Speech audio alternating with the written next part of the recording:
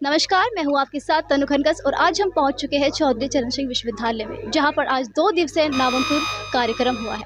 तो आज हमारे साथ जुड़ चुकी है संध्या सक्सेना जी मैम, जो एक लेखक है। तो आइए हम इनसे कुछ बात करते हैं। तो मेरा आपसे ये सवाल है कि इस जो फ़ील्ड है ये राइटर का, इसमें किस-किस चुनौतियों का हमें सामना करना पड़ता है?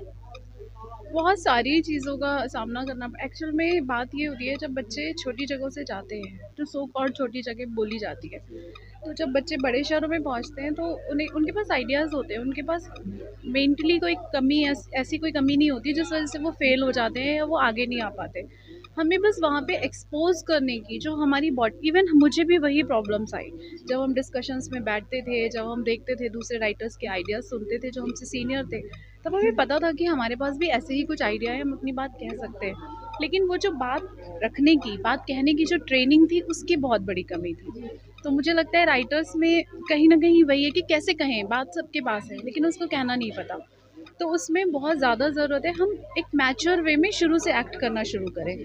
हम पहले देखें, दूसरों की बातों से अपनी बातों की तुलना करें, अपने सोच की, अपने विचार की, अपनी कहानियों की, और उसको देखें कि क्या वाक़ई में ये उस लेवल पे बात हम कर रहे हैं जो हमारे कुछ आइडियल्स होंगे, जिन लोगों को हम फॉलो करते होंगे। तो अगर हमें लगता है तो फिर कॉन्फिडेंटली उसमें जगह बनाना शुरू करें। कई बार बच्चे झिझकते हैं या उसमें थोड़ा-सा हमें लगता है हम छोटी जगह से आए हैं, हम इनकी तरह इंग्लिश नहीं बोल सकते, हम इनकी तरह बिहेव नहीं कर सकते। तो मुझे जो लगा यही सेटबैक्स होते हैं, बाकी टैलेंट की कोई कमी नहीं होती है। तो बस हमें प्रेशर में नहीं आना है, प्रेशर को हैंडल करना सीखना है, प्रेशर सब पे आता है। सो वही राइटर्स अगर फॉलो करेंगे तो दे विल लाइक कि सक्सेस कर जाएँगे। अभी आपने बोला कि हमें प्रेशर को हैंडल करना चाहिए। तो मेरा सवाल यही है कि कहीं न कहीं आप पर भी बहुत प्रेशर पड़ा होगा, तो आपने किस तरीके से वो चीज़ हैंडल की? हाँ, प्रेशर था, बहुत ज़्यादा था, लेकिन प्रेशर हैंडल ऐसे किया कि हमने देखा, जैसे मैं जिन राइटर्स को मैं फ़ॉलो करती हूँ या जो मुझे अच्छे लगते हैं, मेरा सबसे अच्छा तरीका, जो मेरी ट्रिक है, वो मैं ये शेयर करूँगी कि मैं उनकी जर्नी पढ़ती थी कि जब उन्होंने शुरू किया था तो कैसे किया था। मैं किसी का काम भी पढ़ती हूँ तो साथ में उसकी बायोग्राफी भी पढ़ती हूँ कि how they have started, what was their journey. फिर जब हम ग्रो करते गए तो देखा इट वाज़ सिमिलर, उन्होंने भी धक्के खाए, उन्होंने भी स्ट्रगल की, उन्होंने भी रिजेक्शंस झेले।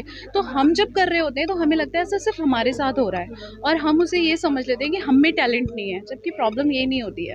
ये वो एक जर्नी का पार्ट है, उसको वैसे ही लो। तो दूसरों को ज़्यादा से ज़्यादा जब आप उनकी जर्नी पढ़ोगे तब आपके लिए ईज़ी हो जाएगा अपने प्रेशर को हैंडल करना। एक सवाल और है कि एक राइटर के अंदर क्या खूबियाँ होनी चाहिए? ये मैं आपसे जानना चाहती हूँ। बहुत सारे फ्रेशर लोग होते हैं जिनका ये सवाल रहता है कि क्या हम इम्प्रूवमेंट कर सकते हैं, क्या अच्छा होना चाहिए? तो इस बारे में आप राइटर एक बहुत ज़िम्मेदारी वाला प्रोफ़ेशन है, बहुत बड़ी ज़िम्मेदारी है आपके ऊपर। आप ही की बात को कल कोई एक्टर एक्ट करेगा, आपकी बात पे कोई डायरेक्शन देगा, आपकी बात पे कोई पैसा लगाएगा।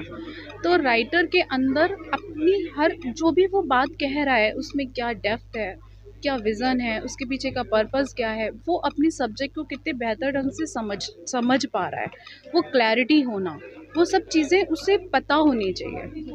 सो वो उसके लिए आपको एक ज़िम्मेदारी, मतलब आप व्हाटएवर एक पीस ऑफ राइटिंग, आपका आपका पूरा पर्सनैलिटी का आप अपनी पर्सनैलिटी बयाँ कर रहे हो उसके थ्रू।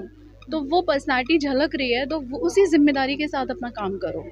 तो उसके लिए सबसे बहुत चीज़ें हैं कि ऑब्जर्वेंट होना चाहिए, रिस्पॉन्सिबल होना चाहिए और ड्यूटी बाउंड। ये सारी तो चीज़ें। बहुत-बहुत धन्यवाद कि आपने अपना समय दिया। Thank you ma'am. Thank you so much.